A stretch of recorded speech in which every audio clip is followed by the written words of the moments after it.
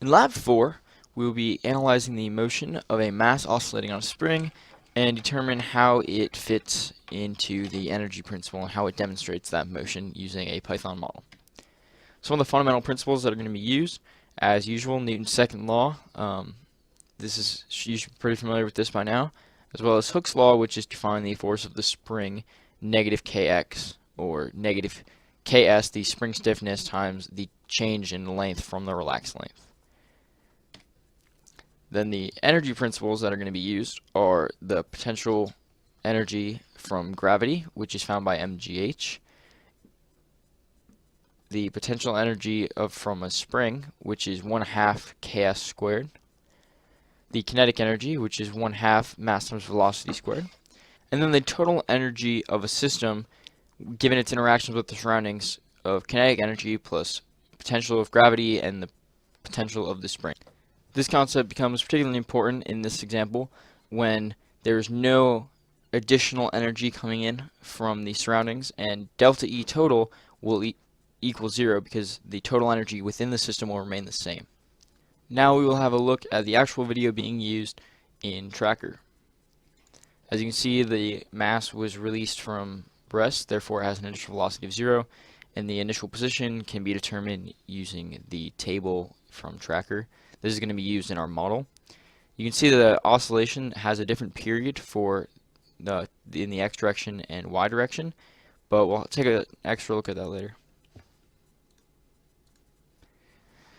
From the initial video that we were provided, given only motion in the y direction, we were able to determine the period. Therefore, from that, the spring force, or the spring stiffness, as well as the relaxed length of the spring.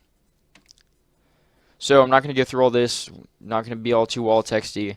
Initializations, this is the basic, drawing everything on the screen. Some important things that were added here, for instance, were the mass of the weight, the spring force, the relaxed length. Energy initializations, 1/2 mv squared. For kinetic energy, the mg h being the position, the y position of the mass. For gravitational, and then 1/2 ks squared for the spring potential energy. These are the same equations covered earlier.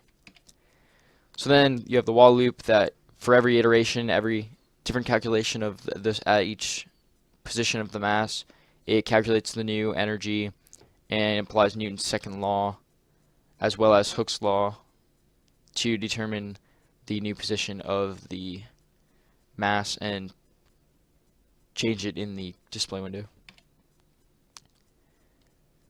Here you're seeing the new energy calculations for at each new position, as well as the graph where all of the energy will be plotted against one another.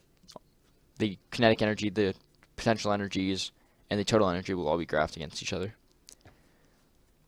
Here it is pulling in the data from the Tracker video to present the observed motion of the ball on the same display window as the modeled motion of the ball.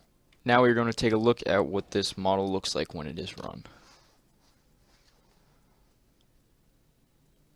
The blue ball represents the motion of the model. The red ball is the motion implemented from Tracker. As you can see, it's a bit choppy. That's because there are far fewer data points for the red ball as there are for the modeled motion.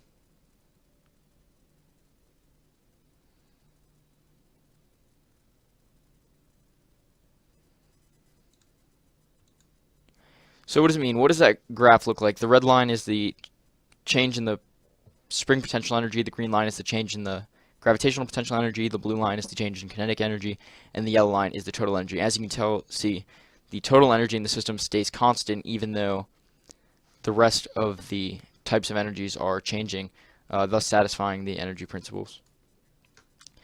What is the oscillation period in the x direction versus the oscillation period in the y direction? As you can see, they differ slightly.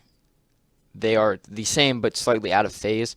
The period for the x direction was 1.62 seconds roughly, and the y direction was 1.55 seconds. Playing around with these two numbers in Tracker, I determined that the optimal period to use for the calculations by finding which period would give me the data closest to that of the observed motion. That's it. Thanks.